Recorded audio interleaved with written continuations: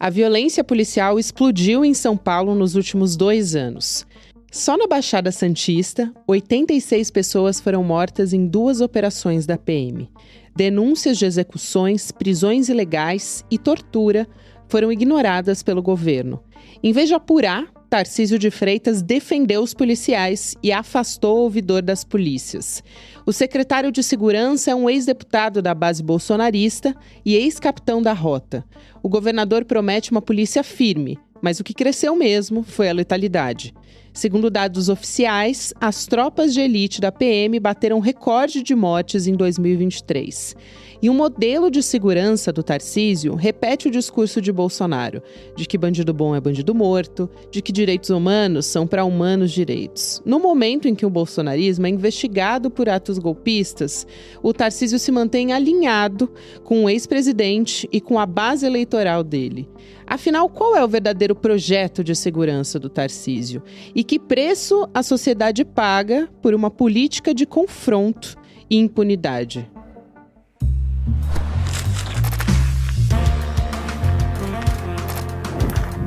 Sou a Gabriela Varela, esse é o podcast Detalhes, e aqui mais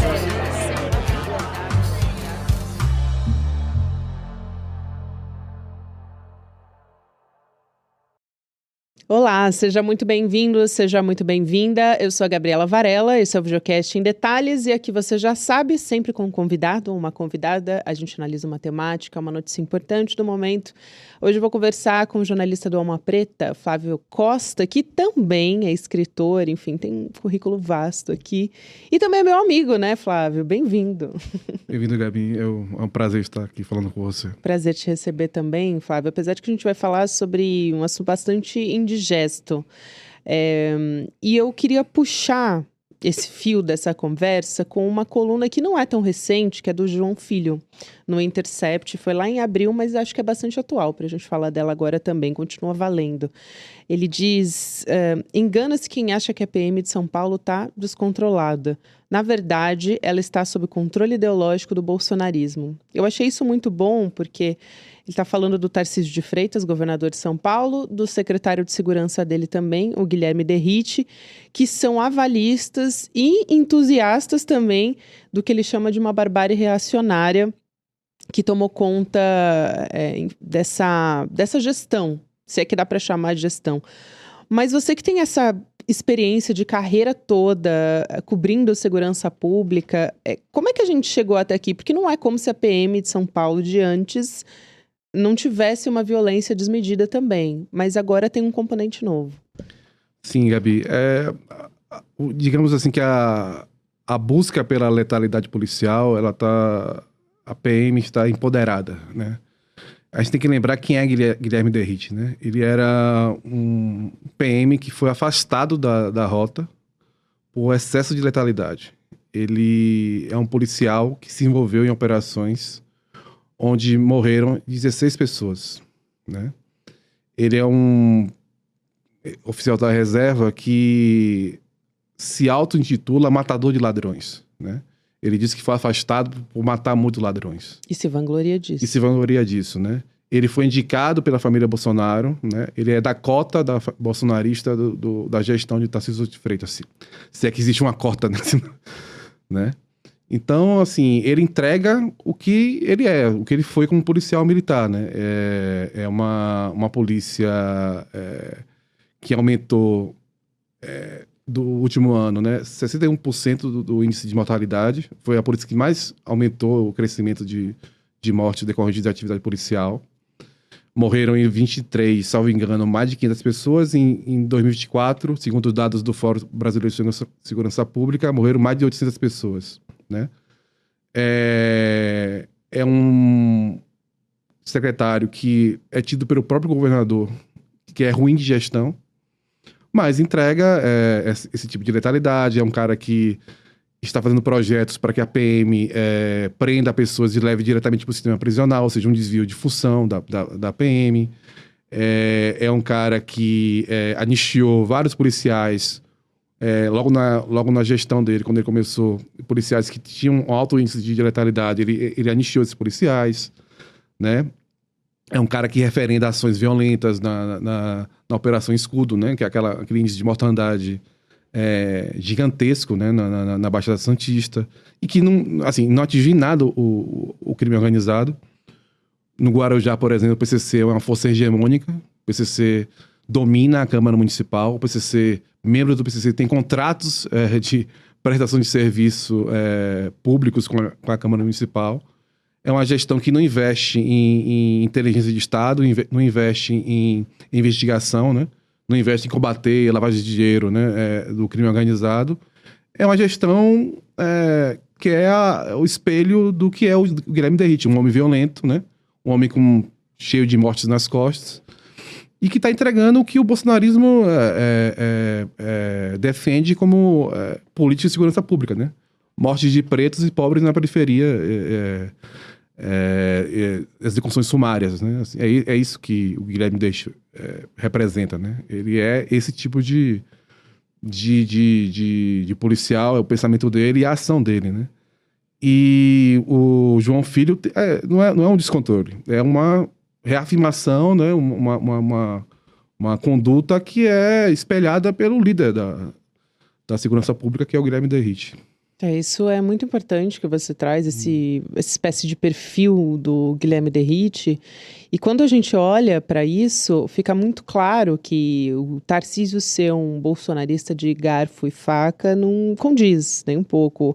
Essa imagem que a imprensa colou ao Tarcísio no início, né? Sim, ele endossa as ações do Derrite, né? Em nenhum momento até agora o Derrite teve um real perigo de cair, né? O Tarcísio, eu nem entendo essas expressões, bolsonarismo de garfo e faca. O Tarcísio já demonstrou por várias... eu acho que ele é mais um oportunista do que um radical, mas ele referenda as ações tanto do ex-presidente Jair Bolsonaro, dos filhos do Jair Bolsonaro. E ele já endossou com declarações públicas a gestão de Derrite, né? Por mais que ele, nos bastidores, reclame que o Derrite não é um bom gestor e tudo, mas ele referenda as ações na policiais. Operação Escudo e na Operação Verão é um exemplo disso. Ele parabenizou os Parabenizou, agentes. assim, não há, assim, o Tarcísio é um político de extrema-direita, assim, o fato dele não ser tão tosco quanto o Bolsonaro, sabe, assim, é porque, na verdade, Gabi, a gente vive num país que para determinada grupo social, bater determinadas pessoas, matar pretos e pobres, na verdade, só traz votos, na verdade, né? E essa elite empresarial que está referendando o Tarcísio, né, que pensa no Tarcísio como um substituto, né, para enfrentar o Lula em 2026, ela simplesmente não importa. Essas mortes, esse descalabro, digamos, na segurança pública é tido como efeito colateral. Ele não é importante para essas pessoas, né? É isso. Então, o Tarcísio não é cobrado, assim. Ele não foi cobrado pelas mortes na Operação Escudo. Ele não é cobrado por essas mortes recorrentes, né, de ações policiais que estão aí sendo gravadas, né, e reveladas pela imprensa. Ele vira e mexe, tenta... ele tem ações dúbias, né, em relação às câmaras corporais. Ele é um cara que é entusiasta do projeto de escolas cívico-militares, né? O Estado de São Paulo está aí planejando, né, adotar esse modelo em mais de 100 escolas. O Tarcísio, ele endossa o trabalho do Derrite. Eu não vejo nenhuma contradição, sabe, entre o secretário e o governador, sabe? Com certeza, para corroborar isso, tem dados que são do Ministério Público de São Paulo mostrando essa gestão de segurança pública Tarcísio Derrite, que reverteu, na verdade, uma tendência de queda no número de mortes por policiais. Vinha acontecendo ano após ano, desde 2021. E aí, em 2024, a gente teve a PM, a Polícia Militar de São Paulo, matando 65% a mais do que em 2023. Então, também quando a gente olha para a maioria das vítimas, claro, né? 64% aqui, pretos e pardos, lógico. Então, só para trazer mais um componente, polícia mata um adolescente a cada 9 dias. Maioria também, claro, pretos e pardos. Então esse é o diagnóstico aqui do que a gente está É falando. o estado que mais cresceu, né? Assim, em termos. Há uma tendência de queda no país, na média nacional, e o São Paulo cresceu mais do que qualquer outro, né? Isso. E aí, mais uma vez, olhando para o macro do Tarcísio, porque é isso que tem sido colocado, eu percebo a discussão na imprensa, porque o Tarcísio, ele se coloca, por exemplo, nessa questão da taxação envolvendo a família Bolsonaro. A princípio, ele apoia a taxação, depois ele tem uma rejeição por parte da sociedade, e aí ele vê que precisa se colocar também na negociação, passa por cima do Itamaraty nessa, então ele apanha de todos os lados e, ao mesmo tempo, ele vai visitar o Bolsonaro em prisão domiciliar e faz um gesto, depois de não ter ido à manifestação, um gesto de apoio dizendo que a prisão é um absurdo, grava um vídeo. Então ele está o tempo inteiro fazendo esses movimentos de colocar um pé em cada canoa. E ao mesmo tempo que isso acontece, parece que essas questões macro da política envolvendo o Tarcísio acabam um pouco, vamos dizer assim, acobertando o que está acontecendo em São Paulo. A gente teve uma notícia de que o Jefferson de Souza, que estava em situação de rua, ele foi morto com tiros de fuzil, né? Ele já estava rendido. Eu queria que você contasse um pouco sobre essa história, porque eu acho que a gente não falou muito sobre isso. É como se tivesse ficado apagado em meio a esses movimentos políticos do Tarcísio de Freitas. Infelizmente, a gente tem visto várias histórias parecidas, né, durante essa gestão do Derrite com a história do Jefferson, né? Ele foi abordado no centro de São Paulo, ele é um morador de rua, ele era um morador de rua, eu, salvo engano, ele há 9 anos ele veio do Nordeste, 2 policiais o abordaram, um soldado e um tenente, salvo engano. A câmera do tenente estava desligada, né? E a câmera do soldado, ela grava a abordagem, mas não grava o áudio, né? Estava desligado, o que já mostra ali uma deturpação, né, da ação, né? E percebe-se que o Jefferson chora, o Jefferson conversa, ele não faz nenhum movimento brusco.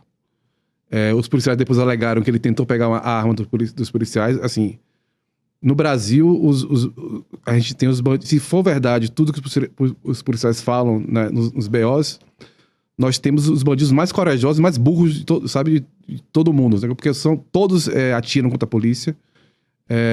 Bandido não sabe atirar, quem sabe atirar é policial que treina. Raramente um bandido, a não ser que ele venha, né, de um treinamento, né? Então, eles alegaram, né, que o Jefferson tentou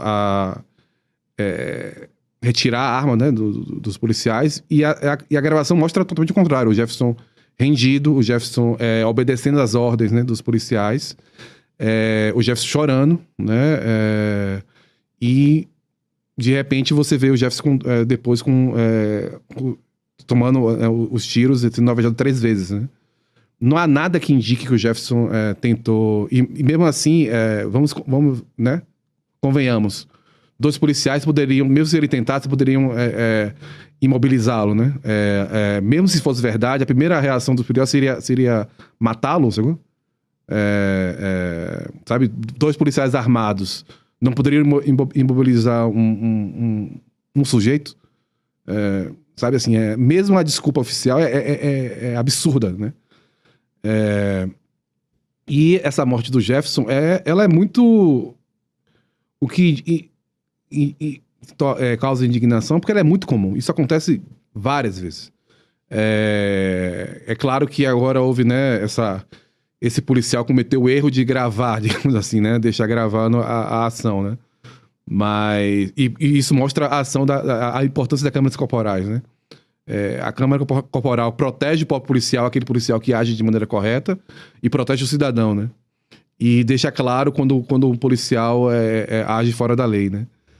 Mas isso é muito comum, esse tipo de abordagem. Assim, e você... Não tem nem como explicar, Gabi, por que mataram o Jefferson. Não parecia... né?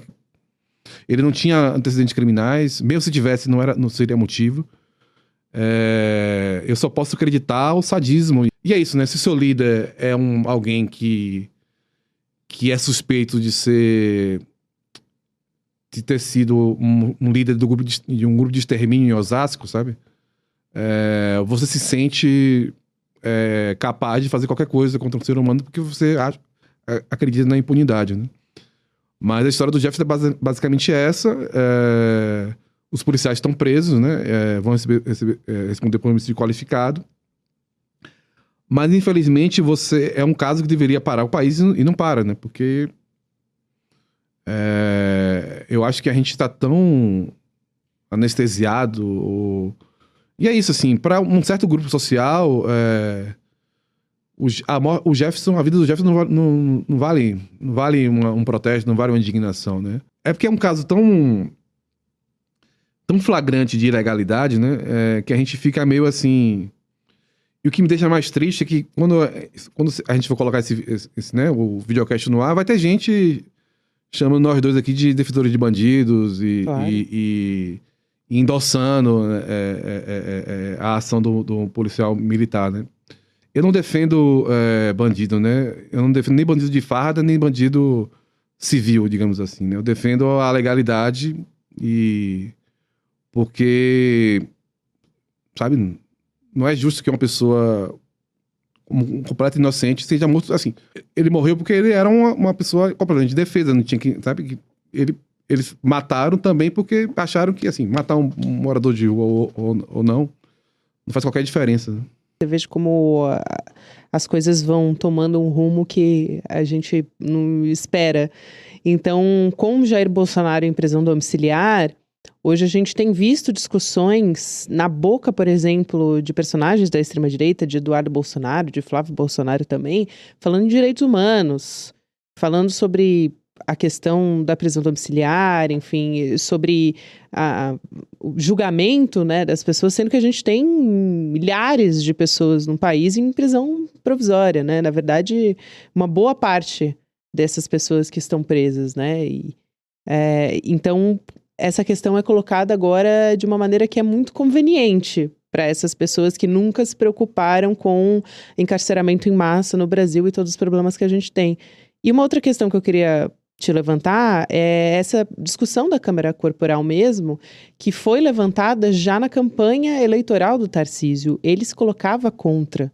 E sofreu uma pressão, porque ao mesmo tempo os números estavam aparecendo de que a letalidade policial diminuía com o uso de câmera corporal, e aí ele teve que contemporizar, dizer, não, veja bem, a gente vai pensar melhor, eu disse que não, mas a gente pode, né, reavaliar essa questão. Acho que o primeiro comentário sobre o que você falou é como a extrema-direita era deturpa, né, as palavras, né? Assim, Isso. É o cinismo e a própria linguagem da extrema-direita, ela inverte o sentido das coisas, né? Então, liberdade de expressão, direitos humanos, legalidade, sabe? Assim, foram pessoas que estavam defendendo até outro dia a prisão em segunda instância, eram pessoas que defendem, né? Bolsonaro, vamos esquecer, Bolsonaro era um defensor, enquanto deputado federal, de grupo de extermínio, né?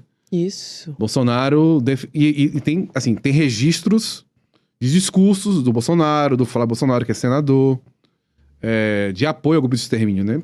Eu não vou nem falar da relação estreita entre a família Bolsonaro e políticos e milicianos no Rio de Janeiro, né? Então, tem assim, é uma perversão da linguagem, sabe? Assim, quando convém a eles defendem coisas que eles não sabe, que eles não acreditam, né? É óbvio que se... É só pensar no Lula, né? Quando o Lula foi preso, né? O que eles defendiam, né? Ou que eles defendiam pra Dilma, por exemplo, né?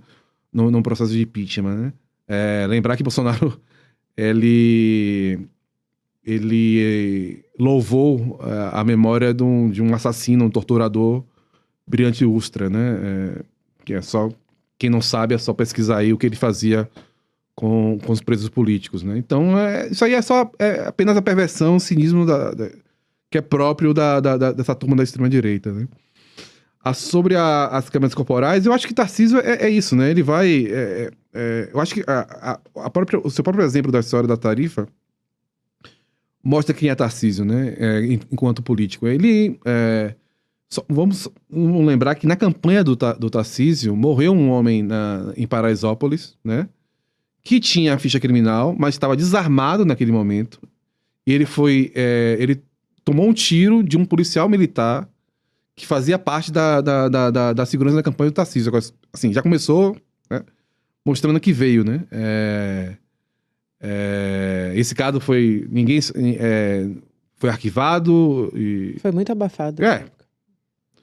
Teve lá, né, os agentes da ABIN tentando, pressionando um cinegrafista a apagar as imagens. Então, Tarcísio já mostrou, assim, quem era e sua trupe já na própria campanha eleitoral, né? Sobre as câmeras, é isso, assim, ele mudou de ideia, aceitou, fez um acordo com o STF depois, né? Mas, por exemplo, né, a Polícia Civil tem muita dificuldade em acessar as gravações das câmeras corporais quando há casos em que o policial militar é suspeito, né, de uma ilegalidade, né? Tem uma matéria do meu colega Paulo Eduardo Dias na Folha que mostra que a Polícia Civil demora até 45 dias, em média, para conseguir essas imagens, né? E muitas vezes as imagens chegam editadas, elas chegam sem áudio, chegam, né, com cortes, né, abruptos, né? Ou às vezes não chegam, né? Chega o aparelho, mas não chegam as imagens, sacou? E o que já vem alimentando, né, um maior afastamento, né, nessa gestão entre a Polícia Civil e a Polícia Militar. Quanto que esse descontrole que a gente está observando aqui em São Paulo e também essa incitação à violência, né, abre um caminho para a gente falar em milicianização ou, enfim, é um controle aliado a um discurso de guerra, a um discurso de violência? Eu acho que tem aí uma questão da cultura das polícias militares no Brasil. Vamos lembrar meu estado, Bahia, né? Governado por um governo de esquerda. Pois é.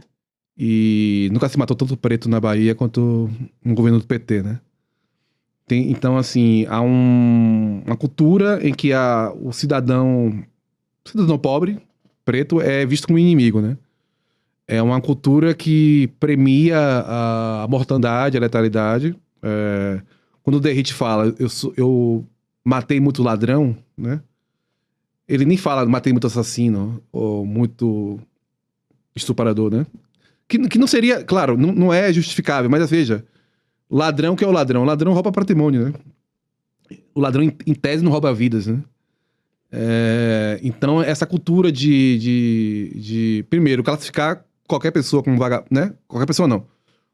Determinados grupos sociais como vagabundos, né? Então você pode tratá-los de maneira, né, quase como sub-humanos. O vice-prefeito deu uma entrevista pro Luiz Adorno, quando ele era da Rota, dizendo que ele trata um cidadão da periferia diferente do cidadão dos Jardins, né? Pra quem não é de São Paulo, os Jardins é um bairro da elite, né, paulistana, né? Então, se tem uma cultura... você cansa de ver vídeos, assim, de treinamentos policiais, uma cultura que exalta a violência, uma cultura que exalta a guerra, né? Ou seja, um estado permanente de guerra, né? E o que é interessante é que